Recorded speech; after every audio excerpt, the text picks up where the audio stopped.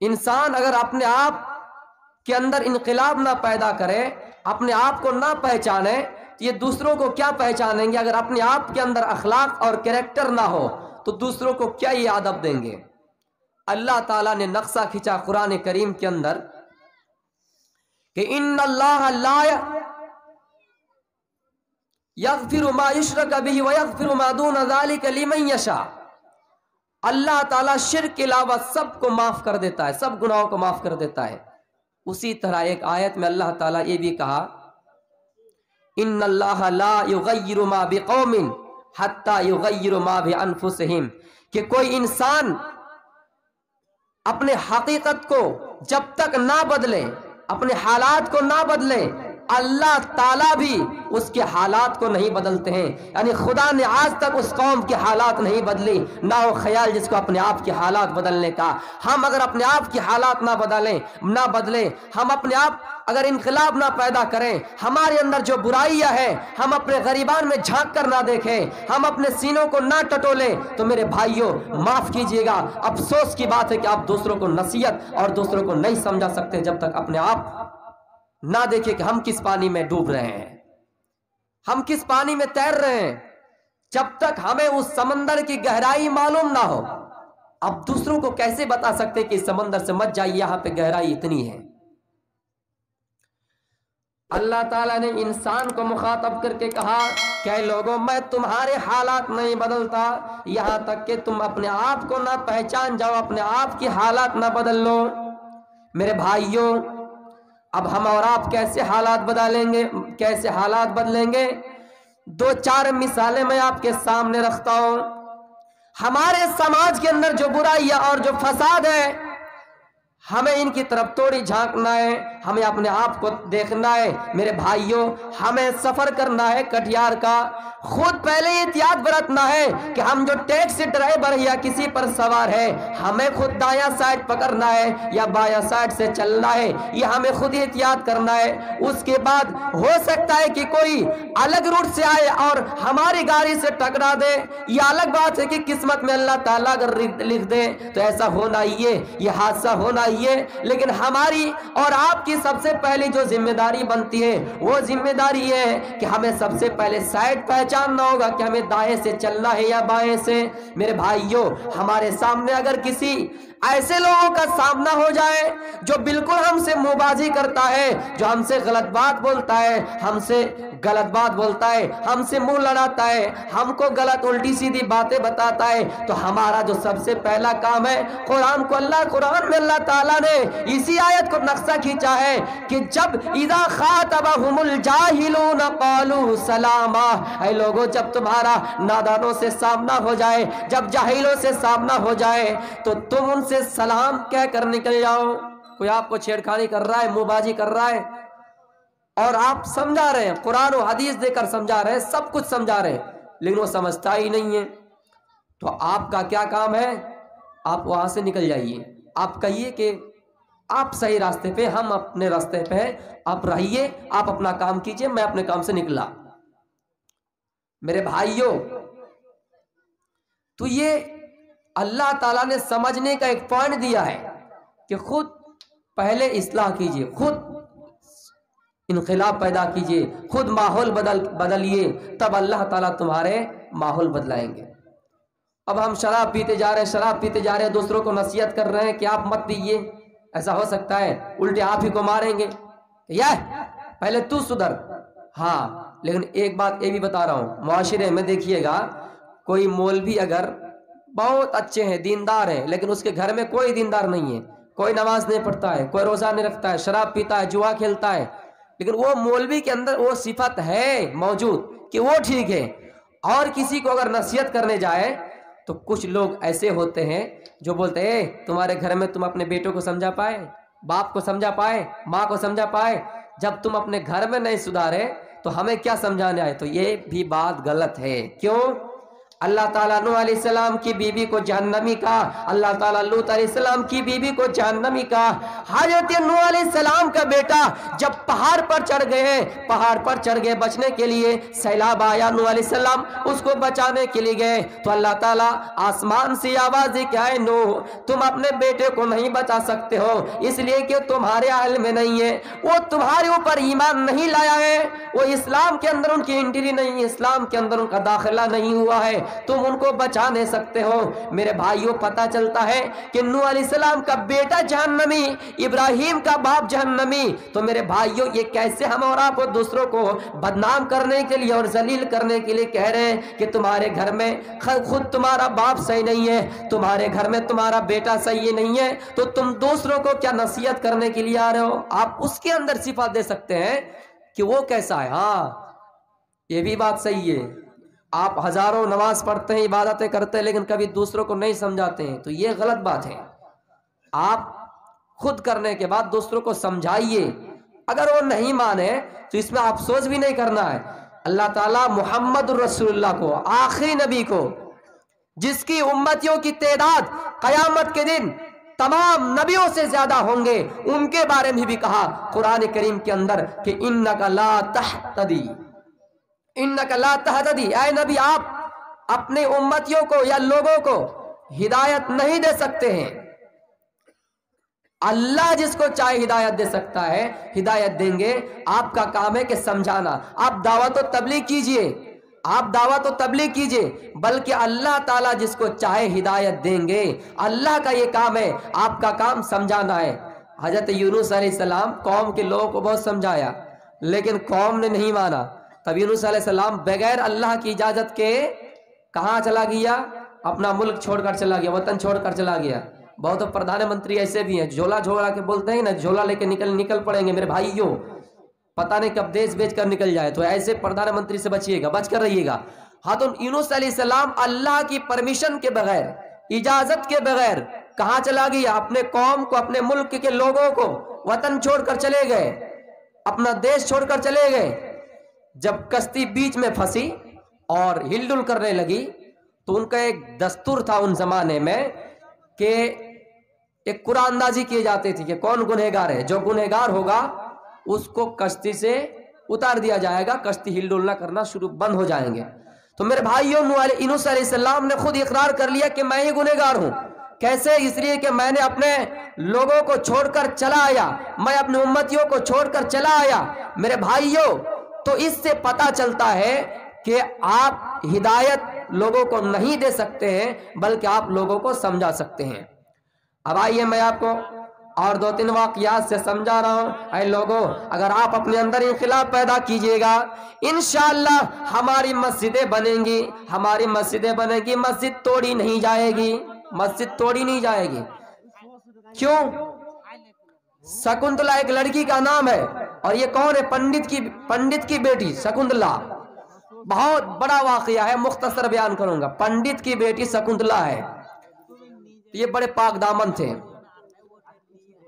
میرے بھائیوں، ایسا ہوا اس زمانے میں ایک بادشاہ تھا، جس بادشاہ کا نام ابراہیم تھا۔ یہ بڑے عیاش قسم کے تھے، کہیں پہ خوبصورت لڑکی نظر آ جائے، اپنے چیلے کو، اپنے غلام کو، اپنے نوکر کو بھیجا کرتے تھے، جاؤ اس کا پتہ کرو کہ وہ لڑکی کس کی بیٹی ہے، کہاں کے رہنے والی ہے، اس کو میرے دربار میں لاؤ۔ شکنتلا کے بارے میں ایک دن جان گیا، پنڈت کی بیٹی ہے، کون جان گیا؟ ابراہیم۔ اپنے فوج کو بھیجا، جاؤ پتہ کر کے آؤ اور انہیں اپنے گھر میں لے کر آؤ۔ شکنتلا کو جب یہ خبر ملی، اپنے باپ سے کہہ رہے ہیں، باپ میں آپ کی عزت سے کھلواڑ نہیں کرنا چاہتی ہوں، آپ کی عزت گاؤں پہ لگی ہوئی ہے، آپ کو گاؤں والے لوگ آپ کو مانتے بھی ہیں، لیکن آج میری خوبصورتی کے بارے میں عیاش بادشاہ ابراہیم کو پتہ چل گیا ہے، جو میری خوبصورتی کے بارے میں پتہ چل گیا ہے، اور اس نے فوج بھی بھیجے ہیں، اس نے اپنے نوکر بھی بھیجے ہیں، اور مجھے وہاں اپنے گھر لے جانے کی بات بھی کی ہے۔ ابراہیم کو جب پتہ چلا کہ پھلا جگہ پہ رہنے والے ہیں، تو اپنے فوج کو بھیجا، جاؤ اس لڑکیوں کو لے کر آؤ۔ شکنتلا نے کہا اپنے باپ سے، تو باپ نے کہا بیٹی کیا کر سکتے ہو، اتنے بڑے ملک کا بادشاہ بنا ہوا ہے، کیا بھی کر سکتے ہیں. اگر وہ آپ کو لے کر ہی جائے تو ہم کیا کر سکتے ہیں؟ ایک کام کیجئے، آپ کو ان کے گھر جانا ہے تو آپ دلہن بن کر جائیے. آپ ان کے فوج سے کہیے کہ ہم دلہن بن کر اس کے گھر جائیں گے. کس کے پاس؟ ابراہیم بادشاہ کے پاس، ایاس بادشاہ کے پاس دلہن بن کر جائیں گے، تاکہ آپ کی عزت پر کوئی دباؤ نہ آئے، آپ کی عزت پر کوئی الزام نہ آئے. 1 مہینہ کا ٹائم لے لیا. شکنتلا کتنی بڑی ہوشیار تھی میرے ماں بہنوں، سنو. شکنتلا اس زمانے میں ایک بادشاہ تھا اورنگزیب عالمگیر، بہت بڑا انصاف کرنے والا. ہندو مسلمان کی قید نہیں، سکھ عیسائی دلت کسی کی قید نہیں. جب چاہا میرے بھائیوں ہمیشہ حق انصاف کرتے تھے. جس طرح اللہ کے نبی نے اپنے بیٹی کے بارے میں بھی کہا کہ لو ان فاطمہ بنت محمد سرقت لقطعت یدا، کہ فاطمہ بنت محمد بھی اگر چوری کرے میں اس کا ہاتھ کاٹ ڈالوں گا. اس کو بادشاہ کے بارے میں پتا چلا تو انہوں نے کیا کیا؟ بھیس بدلا، جنانا چولا اترا اور مردانہ چولا پہنا.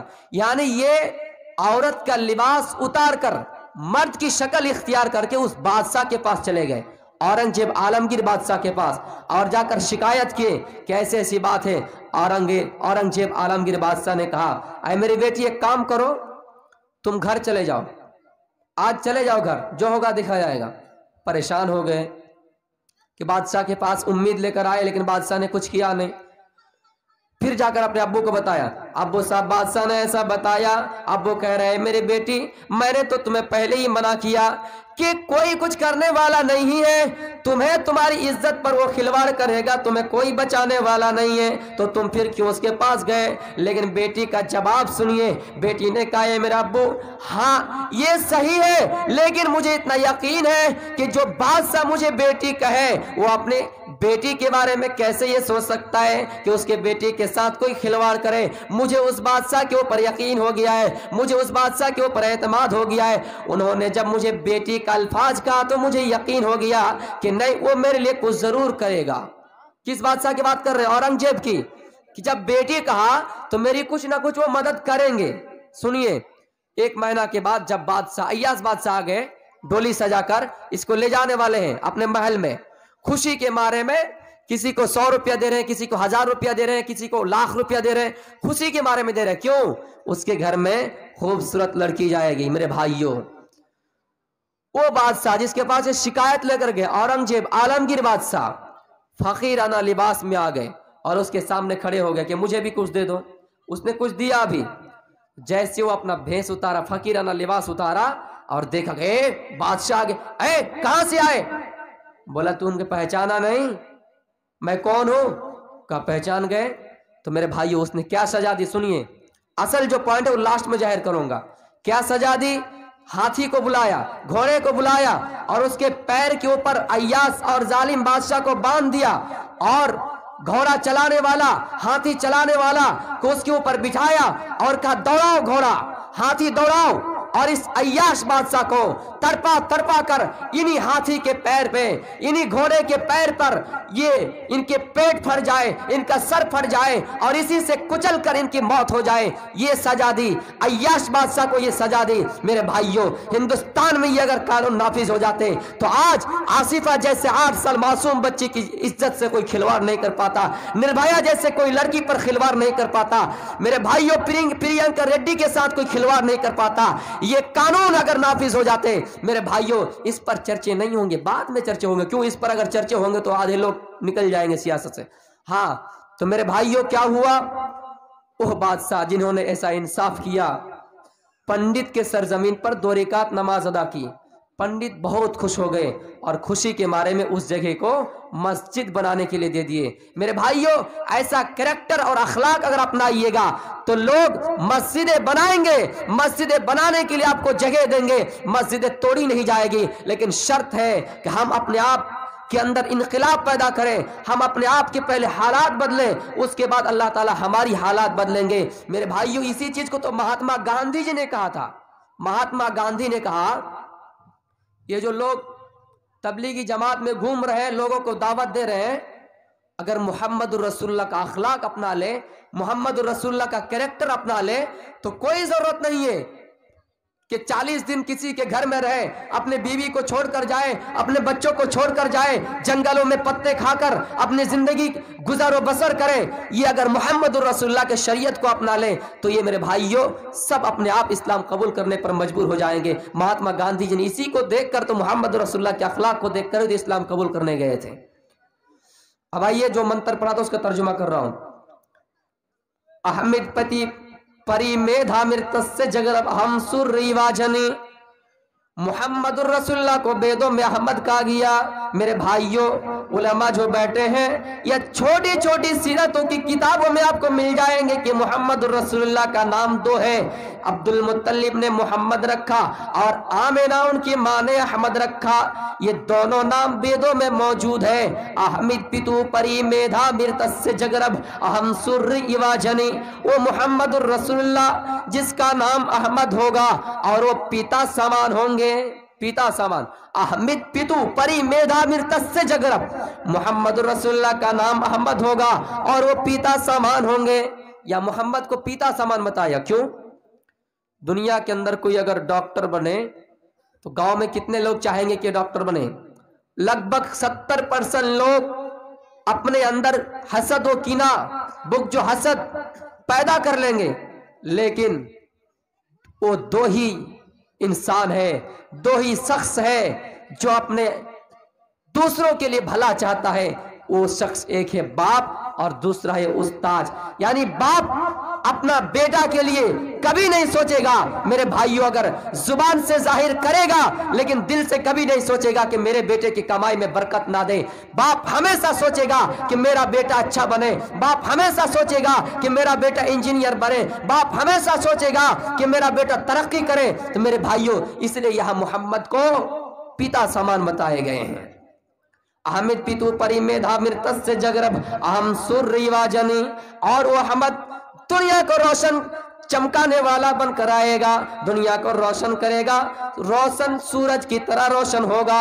میرے بھائیوں اسی کو تو قرآن کریم کے اندر فرمایا کہ وَسِرَاجًا مُنِيرًا، اے نبی ہم نے آپ کو چمکنے والا سورج کی طرح بنا کر بھیجا ہے۔ کیوں یہ اللہ تعالیٰ نے محمد الرسول اللہ کو سورج سے مخاطب کیوں کیا اور ہم سور ریواجنی سے کیوں مخاطب کیا؟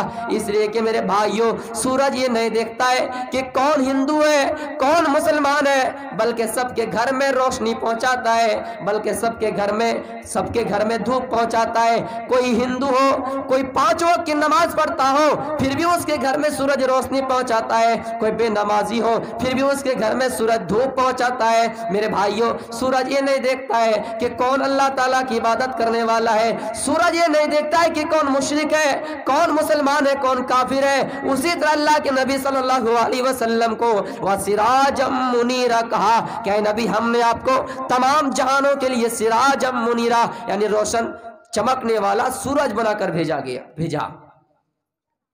ہم اور آج ایک بات بتائیے، دنیا میں ذاتی فائدہ کتنے اٹھائے جا رہے ہیں؟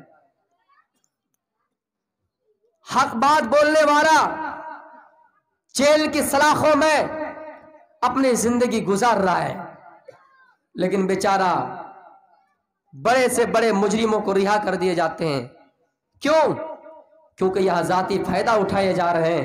میرے بھائیوں ذاتی دشمنیاں نبھائی جا رہی ہیں، یہ حق بات بولنے والا جیل کی سلاخوں میں، اور بڑے سے بڑے مجرموں کو رہا کر دیے جاتے ہیں، اور رہا کرنے کے لیے کسی کو کسی جگہ سے ٹرانسفر کرنا مجبور ہو تو ٹرانسفر بھی کیا جاتا ہے، لیکن انصاف کے کرسی پر بیٹھ کر بھی جو لوگ سیاست کی روٹی سیکھ رہے ہیں میرے بھائیوں ذرا سا بھی احساس نہیں ہو رہا ہے۔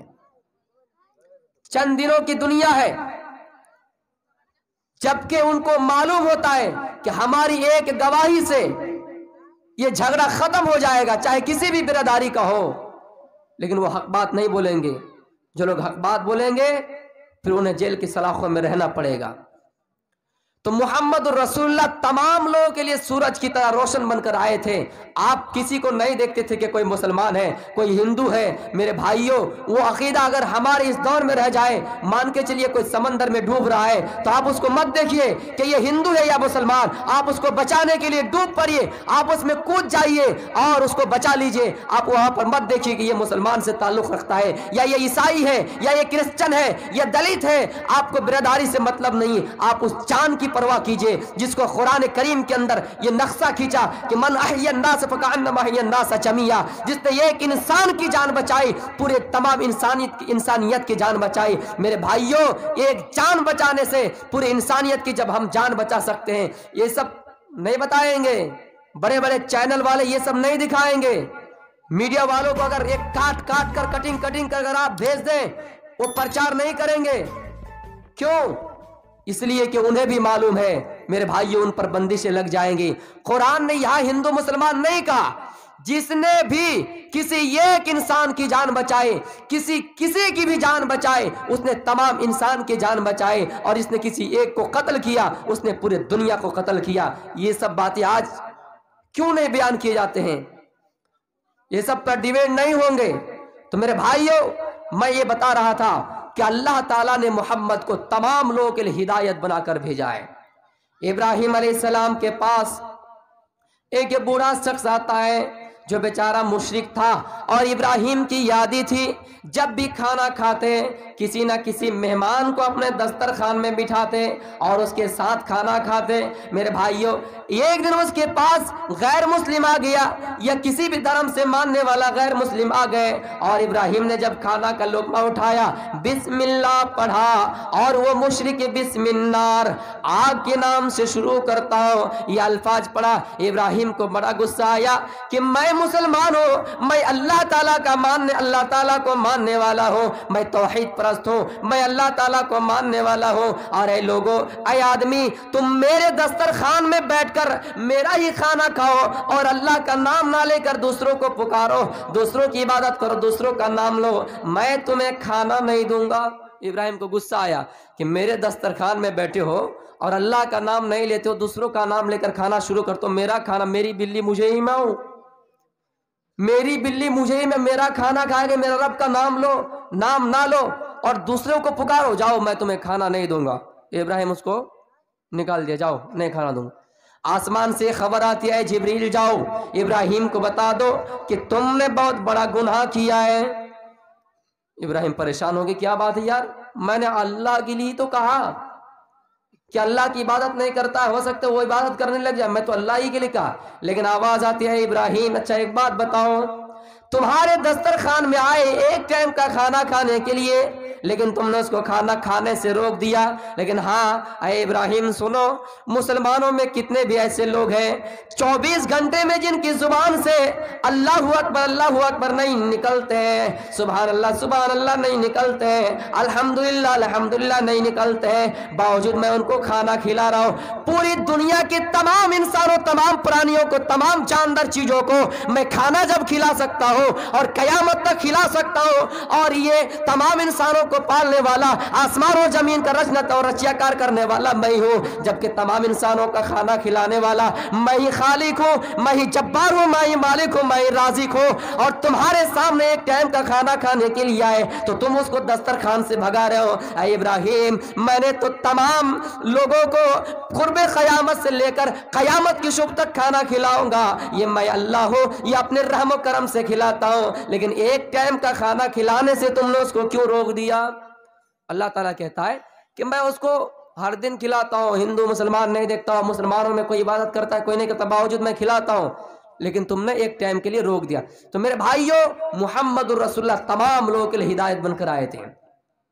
अब ये दूसरा मंत्र पढ़ता हूँ, अगिया हे तो किरत मोहम्मदा अंधिकारम ना संविधायम ही तदोदयते विवेका। मोहम्मद को अल्लाह ताला ने इस दुनिया के अंदर भेजा, क्यों? जब ये दुनिया तारीकी में मलबूस हो चुकी थी, राह जलालत पर लोग आ चुके थे और मुस्तकीम से भटक रहे थे, लोग इधर उधर भटक रहे थे, लोगों को अच्छा शादी का तरीका मालूम नहीं था, लोगों को जनाजे का तरीका मालूम नहीं था, लोगों को चलने फिरने की तरीका, चलने फिरने का तरीका मालूम नहीं था, लोग अंधेरों में मलबूस हो चुके थे। तो अल्लाह ताला ने मुहम्मदुर रसूलुल्लाह को आखिरी नबी बनाकर भेजा कि आप दुनिया में अंधेरों में आएंगे, अंधेरों को नाश करेंगे और क्या करेंगे, उजाला करेंगे। अगिया है तो किरत मोहम्मद अंधिकारम ना संविधाया, उसी को वेदों में कहा गया, अय मोहम्मद, मोहम्मद आएंगे, अंधेरों को नाश करेंगे और दुनिया में उजाला करेंगे। मेरे भाइयों, कैसे अंधेरों को नाश किया? लोग जुए में इतना मशगूल हो जाया करते थे, लोग जुआ खेलने में इतना परेशान हो जाया करते थे। कोई अगर रकम हार जाता, लाख 2 लाख रुपया हार जाते, अपने बिल्डिंग लगा देते। मेरे भाइयों, बिल्डिंग हार जाते, फिर अपनी जमीन और जायदाद को जुए में लगा देते, यहाँ तक के अपने दुकान को गिरवी रख देते। मेरे भाइयों, और ये भी फरमाया कि दुनिया में सबसे ज्यादा अगर किसी से मोहब्बत की जाए तो एक लौता बीवी है, बीवी को भी ये जुए में लगा देते थे। मेरे भाइयों, क्या जमाना था, क्या जमाना जाहिलियत के, जमाना जाहिलियत के क्या लोग थे मेरे भाइयों, जो अपनी बीवी को भी जुए में लगा दे।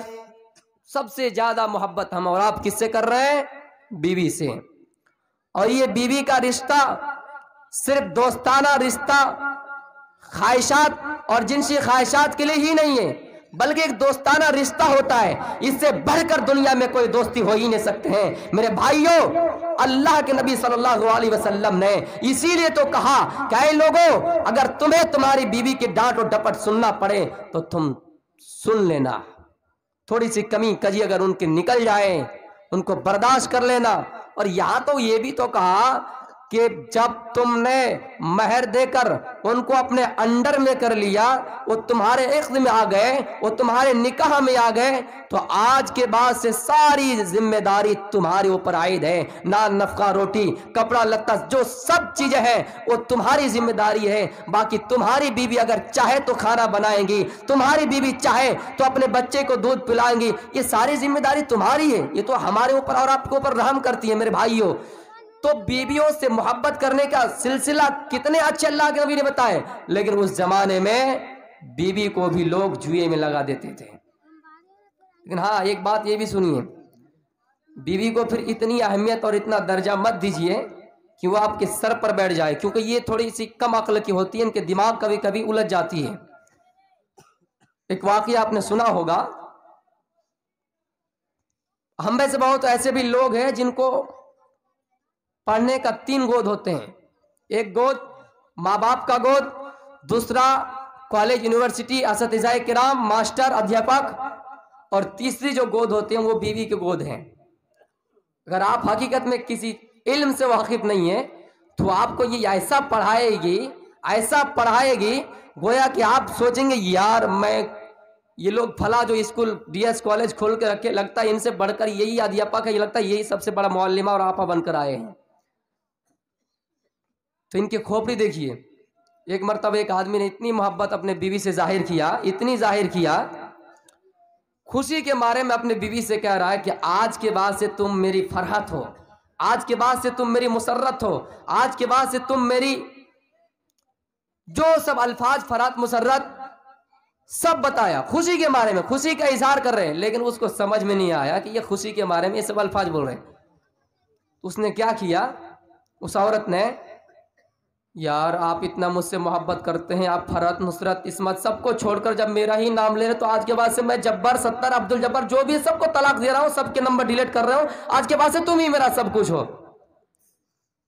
बात को समझिए, मतलब ये खुशी के मारे में फरहत, इसका माना भी खुशी, मुसरत इसका माना भी खुशी, खुशी के मारे में फरहत मुसरत इस इफत ये कर रहे हैं, और इसको लग रहा है कि इनके साथ ये कनेक्शन थे, ये इसको छोड़ रहा है, तो हम भी आज के जब्बर सत्तर सबको छोड़ रहे हैं, सबको नंबर डिलीट कर रहे हैं। तो ये थोड़ी सी उल्टी खोपड़ी है।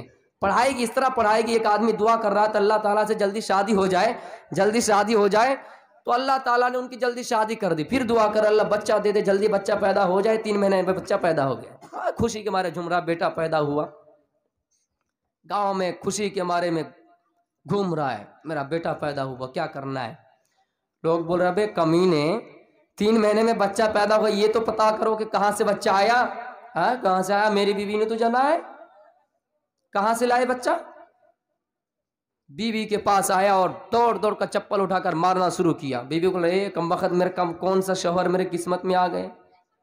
कहा क्यों क्यों मार रहे, ये बच्चा कहां से लाया, मैंने ही तो जाना, आपने देखा नहीं? लोग बोल रहे 3 महीने में बच्चा पैदा होता है। हाँ तो कौन आपको पढ़ा दिया कितने महीने बच्चा पैदा होते? कहा 9 महीने में। यार इसको हिसाब भी जोड़ना नहीं आता, 9 ही तो महीने हुए। कहा कैसे? अच्छा एक बात बताओ, तुम्हारी शादी हमारे साथ कितने महीने के हुए? कहा 3 महीना। और हमारी जो शादी तुम्हारे साथ हुई है इसका कितने महीने हुए? कहा 6 महीना। 3 और 3 6। अब कितने महीने के बाद ये बच्चा पैदा होगा? 3 महीना। यार 3 और 6 तो 9 ही हो गए। ये कमबख्त कमीना लोग जल रहे हैं, बेटा पैदा हो इसलिए जलन पैदा हो गया, छोड़ो इसके बाद। तो मेरे भाइयों पढ़ाने वाले मिल जाएंगे। अल्लाह के नबी ने फरमाया लोग जुए में इतना मशगूल हो जाया करते थे कि अपनी बीवी को भी उस जुए में लगा दिया करते थे। मेरे भाइयों जमाना जाहिलियत में कैसा रस्म और रिवाज शादी का था। मेरे भाइयों जब किसी के यहाँ शादी के लिए कोई लड़की जवान होती, कोई लड़की बालिग होती, निकाह का क्या दस्तूर था? मेरी माओ बहनों इस बात को गौर से सुनो और अपने जरा गरीबान में झांक कर देखो कि शादी का रस्म रिवाज क्या था। जब कोई लड़की बालिग होती गांव से नौजवानों को बुलाया जाता और उनके लिए एक कमरा बुक किया जाता। फिर उस कमरे के अंदर उन नौजवानों को कहा जाता कि तुम्हारे लिए ये टिकट है, फला टिकट है, उसके बाद तुम्हारी बारी है, उसके बाद तुम्हारी बारी है, इतना इतना टाइम मुतय्यन कर दिया, हाँ तुम इनके साथ मुंह काला करो। मुंह काला करने के बाद मेरे भाइयों जब 9 महीना के बाद 10 महीना के बाद बच्चा पैदा होता था और उन फिर नौजवानों को बुलाया जाता था और उस बच्चे की शक्ल से उन नौजवानों की शक्ल मिलाए जाते थे और जिसके साथ उनकी शक्ल मिलती थी उनके साथ उनका निकाह पढ़ाया जाता था। ये निकाह शरीयत में जायज नहीं है।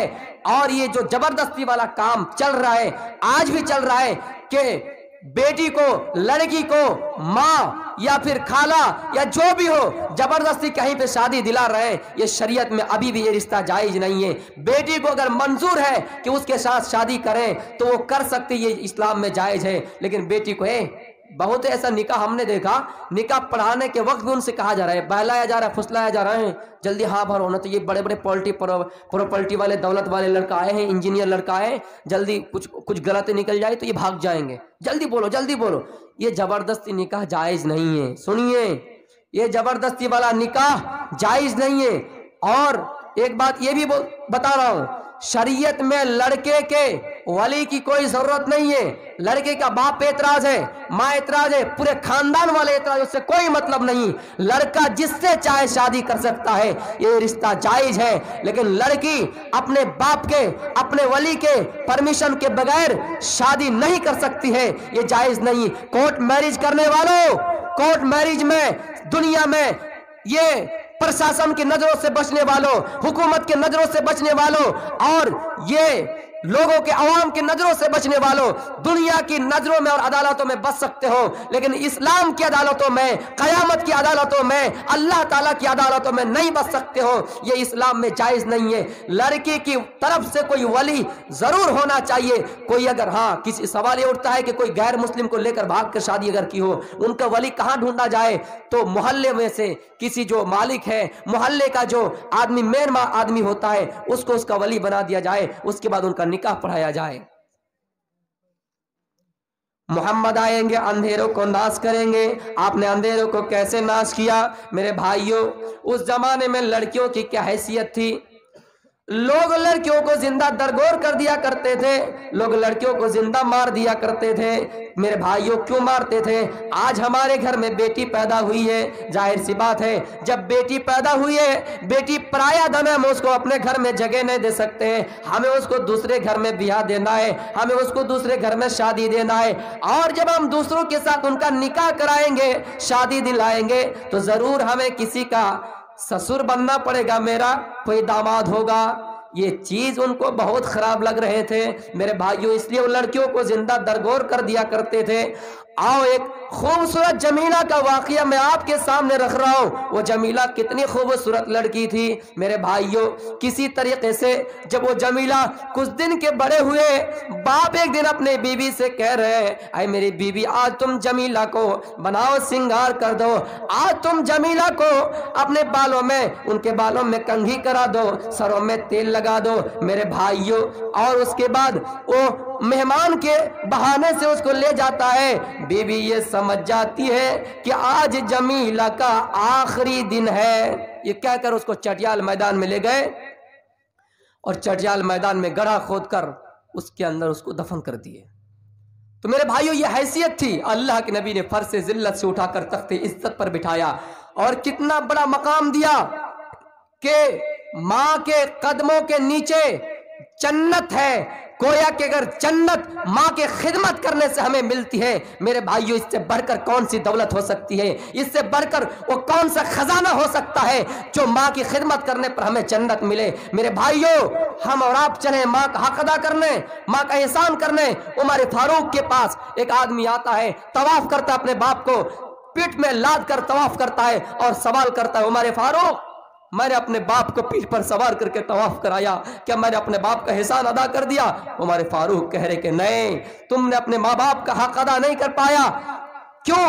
तुम माँ बाप के पूरे जिंदगी का हक तो छोड़ो। जिस दिन तुम्हारी माँ तुम्हें जन्म रही थी, जिस दिन तुम्हारी माँ तुम्हें पैदा कर रही थी, जो पहली आह और चीख निकली थी, उसको तुम उसका हक अदा नहीं कर सकते हो, तो दूध और खिदमत के कैसे हक अदा कर सकते हो? एक लड़का अपने माँ से कह रहा, माँ मैं तुम्हारा हक इसी दुनिया में अदा कर दूंगा। माँ को बड़ा हैरत हुआ, परेशान, ताज्जुब हुआ, बेटा तुम मेरा हक कैसे अदा करोगे? अदा कर दूंगा।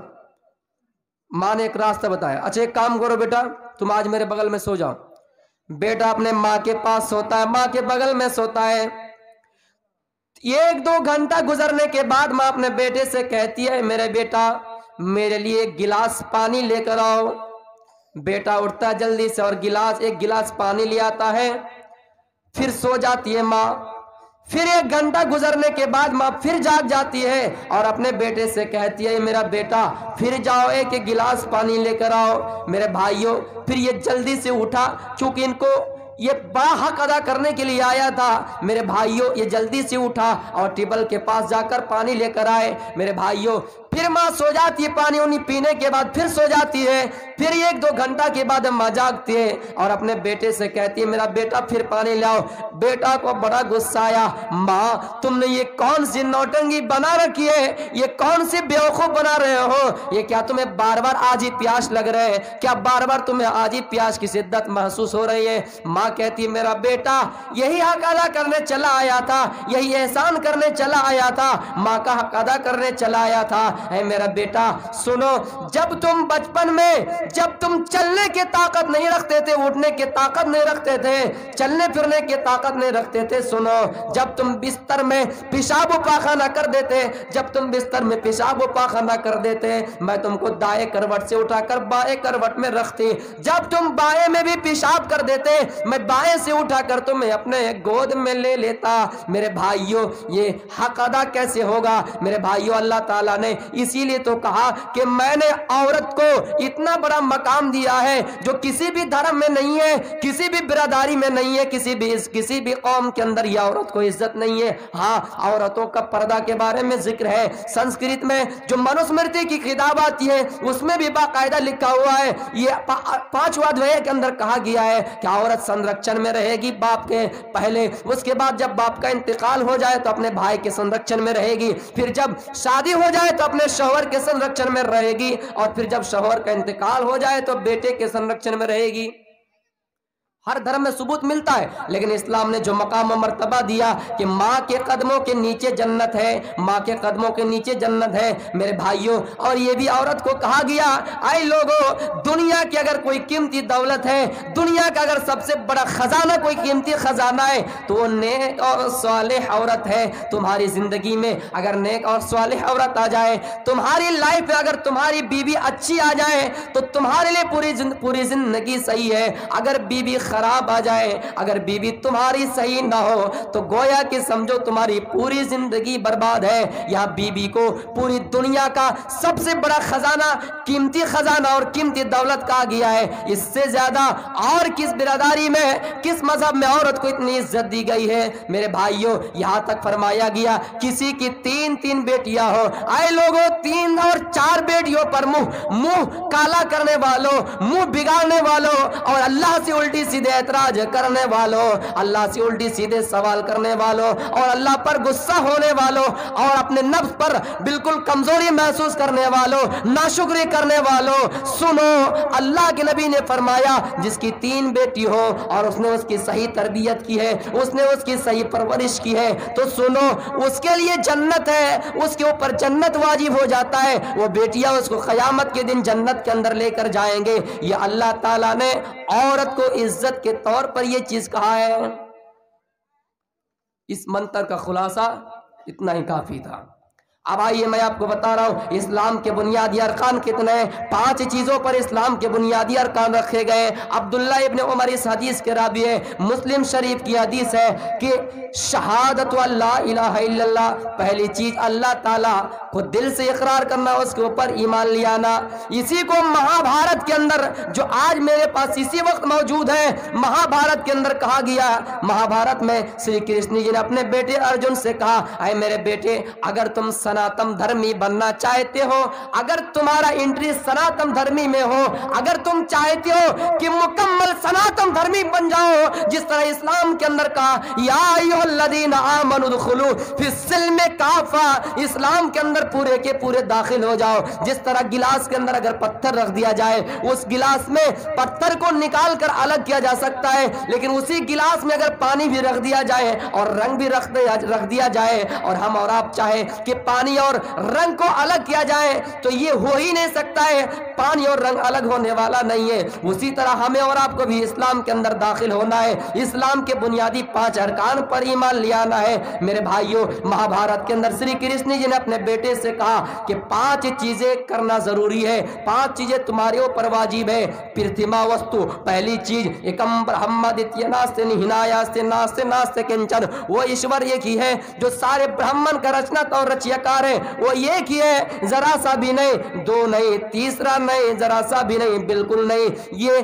یہ حدیث اور وید کتنے کمپرومائز کرتے ہیں اور کہاں تک ملتے جلتے ہیں. میرے بھائیوں, وہاں پر یہ کہا گیا اللہ تعالیٰ کو ایک ماننا, دل سے ماننا, تسلیم کرنا, اور یہاں پر بھی یہ کہا گیا ایکم برہما, ایک ہی برہما ہے, دوسرا نہیں. دیتیو ناستے نہنایاستے ناستے کنچن, دوسرا نہیں, تیسرا نہیں, ذرا سا بھی نہیں, بالکل نہیں. اور دوسری چیز ہمارے حدیث میں کہا گیا وَإِقَامِ الصَّلَاةِ, نماز ادا کرو. شری کرشن جی اپنے بیٹے سے کہہ رہے ہیں, ویدوں میں اسی کو ساشٹنگ کر تب یہ کہا گیا, سا کا معنی 7, اشٹون 8, انگ کا معنی حصہ, یعنی عبادت کرنے کے لیے زمین میں 8 حصہ پھیلاؤ, زمین میں 8 حصہ پھیلاؤ. عبادت کے مختلف طریقے ہو سکتے ہیں, لیکن وہ عبادت اگر کسی میں شامل ہے, کسی مذہب میں شامل ہے کہ 8 رنگ کر 8 انگ زمین میں رکھ کر اگر عبادت کی جا رہی ہے تو وہ سجدہ ہے جو نماز مراد ہے, یا جز کہہ کر کل مراد لیا گیا ہے. پڑھنے والے طلبہ کرام اس چیز کو جانتے کہ کبھی جز کہہ کر کل مراد لیا جاتا ہے. میرے بھائیو, اللہ تعالیٰ نے جس کو ویدوں میں ساشٹنگ کرتبیہ سجدہ کہہ کر نماز مراد لیا گیا ہے. میرے بھائیو, تیسری چیز وَإِيتَاءِ الزَّكَاةِ, زکات ادا کرو, اور ویدوں میں کہ دانم دکچتا, دان دو. چوتھی چیز وصوم رمضان, رمضان کے روزے رکھو, اور ویدوں میں کہا ورت دھاری, ایشور کے لیے کچھ چھوڑو, ایشور کے لیے کچھ چھوڑو. 5ویں چیز اگر استطاعت تو حج کرو, اور ویدوں میں کہا تیرتھ یاترا کرتبیہ گنگا جلیسر بھوتی اسنانم کرتبیہ پاپم ناسم. میرے بھائیو, کسی ایسے شہر کا یاترا کرو جو بالکل پوتر شہر ہو, اس میں شہر یاترا کرو. بتائیے, اسی ویدوں میں مکہ کو کہا گیا سنبلا گرام میں آپ پیدا ہوں گے, اس پوتر علاقے میں پیدا ہوں گے جہاں راجہ بھوج جائیں گے اور وہاں ملاقات کریں گے. آج وہ پرتی پریم رمایت وشالتا تبدے مہارو ستو ماگیتا چتر بدرات میں دیوی شم کلی چمباون تو بان کا دیوا سندرشیتا. میرے بھائیو, राजा भोज जब जाएंगे मुलाकात करेंगे, जो नराशन, जिसका नाम नराशंस होगा, जिसका नाम मोहम्मद होगा, सबसे ज्यादा किसी की अगर तारीफ की जाती है मोहम्मद रसूलुल्लाह, जिसका माना ही होता है सबसे ज्यादा तारीफ किया गया। मेरे भाइयों, ये बात कहां तक मिलते जुलते हैं कि तीर्थ यात्रा कर्तव्य गंगा जले सर्वभवती, किसी ऐसे शहर की तरफ यात्रा करो जहां गंगा जल होना मुराद हो। मेरे भाइयों, हो सकता है आबे जमजम का जो पानी हाजियों को पता होगा, हाजियों लोग आबे जमजम का पानी लेकर आते हैं, कितना पवित्र है, कितना पाक है, लेकिन यहाँ गंगा जल जो मुराद हकीकी मायने में लेते हैं। लेकिन ये गाना किस बात पर दलालत कर रही है? राम तेरी गंगा मैली हो गई, राम तेरी गंगा मैली हो गई, पापियों के पाप धोते धोते। मेरे भाइयों, अल्लाह ताला कह रहा है कि इन्नल्लाह ला यगफिरु अय्युशरक बिही व यगफिरु मा दून ज़ालिका लिमन यशा।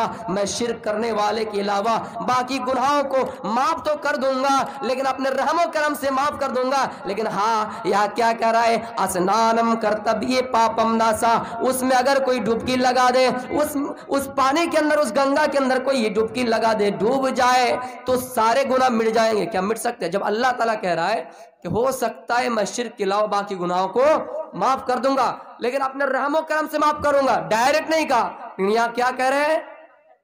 सारे पाप धुल जाएंगे, मिट जाएंगे। अब एक एक की तशरीह कर रहा हूं। एकम ब्रह्म द्वितीयनास निहिना, वो ईश्वर एक ही है। तौहीद, गोया कि ये मंत्र तौहीद पर दलालत कर रहे हैं। और तौहीद है क्या चीज? तौहीद की 3 अक़साम है: तौहीद रुबूबियत, तौहीद उलूहियत, तौहीद आसमा व सिफत। तीनों की तारीफ कर रहा हूं। रुबूबियत, अल्लाह को एक मानना, और ये मानना कि अल्लाह ताला ने ही आसमान और जमीन को पैदा किया। इसमें किसी भी फिरके और किसी भी मसले और मजहब का झगड़ा नहीं है। और तौहीद उलूहियत, इसमें झगड़ा है। इसमें क्या झगड़ा है? हमारा जो अकीदा है कि हम अल्लाह ताला को डायरेक्ट मानते हैं, और कुछ लोगों का अकीदा है कि वो अल्लाह ताला को तो मानते हैं, सब मानते कि अल्लाह एक है, सब मानते कि ऊपर वाला अल्लाह है, लेकिन उनका कहना है कि हम उस जैसे शक्ल को अपने सामने रखेंगे और उससे हम कहेंगे वो अल्लाह ताला से सिफारिश करेगा। जबकि अल्लाह के नबी के पास एक आदमी आता है और अल्लाह के नबी से सवाल करते हैं। क्या सवाल करते हैं? कि अल्लाह के नबी आप मुझे मुख्तसर से नसीहत कर दीजिए। आपने नसीहत क्या की? इजा सअलता फसअलिल्लाह। ऐ मेरे बंदे, ऐ मेरे उम्मती, ऐ मेरे साहबा, जब भी मांगने की जरूरत पड़े तो आप डायरेक्ट अल्लाह से मांगिएगा, और जब भी मदद की जरूरत पड़े वाइजस्तानत फस्तईन बिल्लाह, और डायरेक्ट अल्लाह से मदद तलब कीजिएगा। यहाँ किसी वसीला का कोई जिक्र मौजूद नहीं, डायरेक्ट अल्लाह से मांगना, डायरेक्ट मदद अल्लाह से तलब करना। लेकिन हाँ, ये कम अकल और कम मिजाज के लोगों, कहाँ से वसीला लाए हो? कहाँ से वसीला लाए हो कि किसी को अपने सामने रख कर इबादत करो? कहाँ से वसीला लाए हो कि किसी को पूछ कर, किसी के सामने माथा टेक कर उससे अपने फरियाद तलब करो और वो अल्लाह के पास सिफारिशी बनकर जाए? अल्लाह ताला फरमाता है, क़यामत के दिन जब लोग नफ्सी नफ्सी के आलम में होंगे, कोई अल्लाह के पास सिफारिश के लिए नहीं जा सकता है। यहाँ तक के नबी भी इनकार कर देंगे, आदम इनकार कर देंगे, नूह इनकार कर देंगे।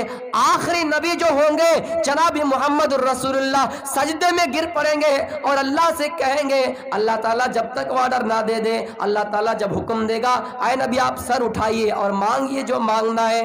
इन लोगों ने अकीदा बना लिया कि हम अल्लाह को देख नहीं पाते, इसका मतलब अल्लाह जैसे कोई चीज बनाएंगे और उससे फरियाद करेंगे, वो सिफारिश करके अल्लाह के पास जाएंगे।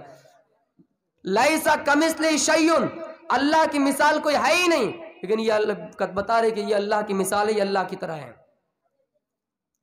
तो इसमें तौहीद का जिक्र मिलता है, जिसको वेदों में एकश्वरवाद कहा गया, और जो सेम कुरान में तारीफ की गई है वो वेदों में मौजूद है। क्या मौजूद है? हमारे कुरान में कहा गया जो अल्लाह के अलावा किसी को मानती है वो जहन्नमी है, उसी को वेदों में कहा गया अंधात्मा परिविशांति असंभूति यमुपस्ते। जो भी प्राकृतिक चीजों को, अल्लाह के बनाए हुए चीजों को, आसमान और जमीन, चांद सूरज को पूजते हैं, वो सरासर गुनहगार है।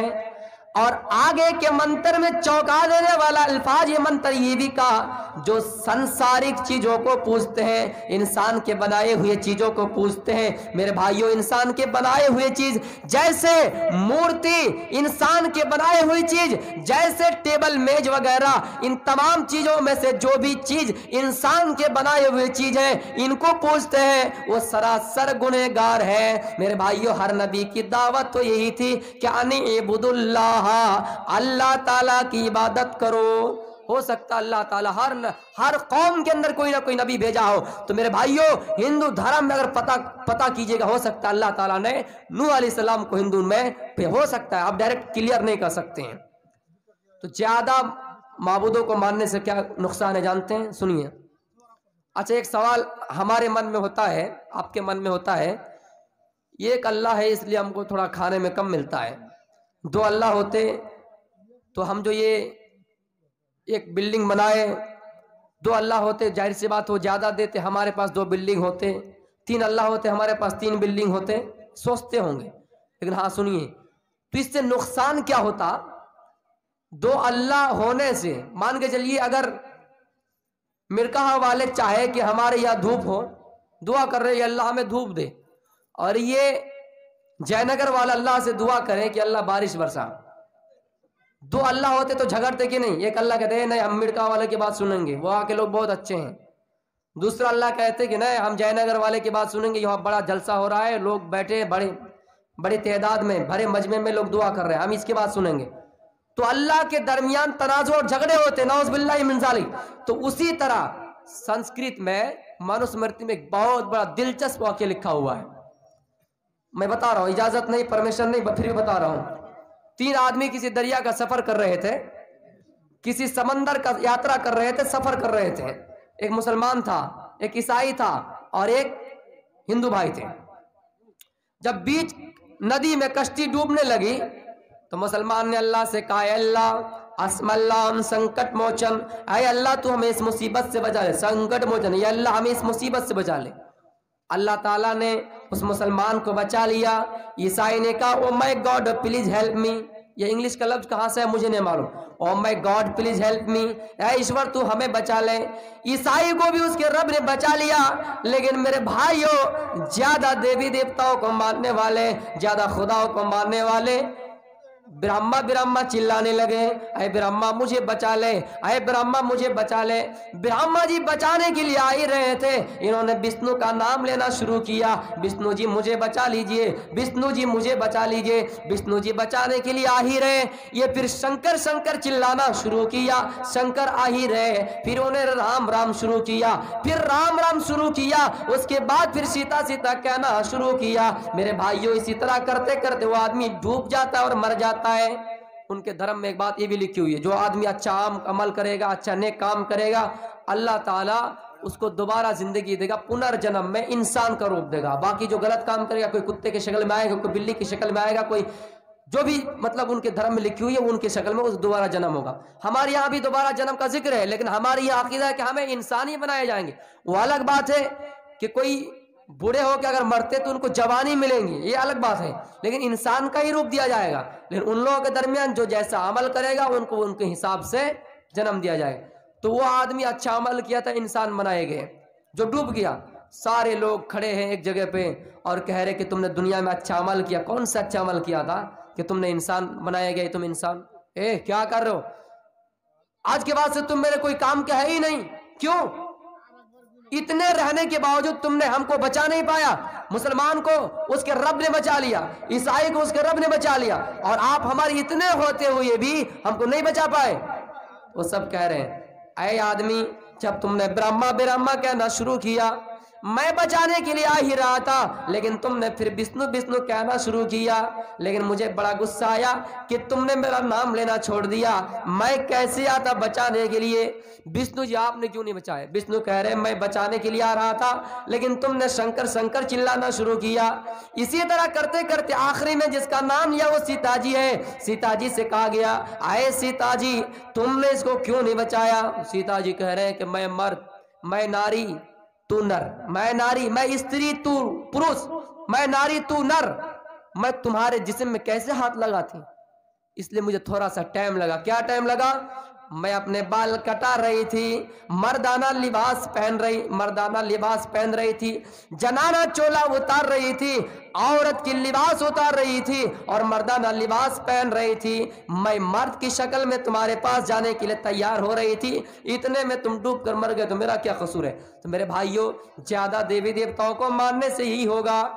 ہمارے مسلمان بھائیوں کے اندر کیا ہم سمجھ رہے ہیں کہ ہمارے اندر شرک نہیں بھرے ہوئے؟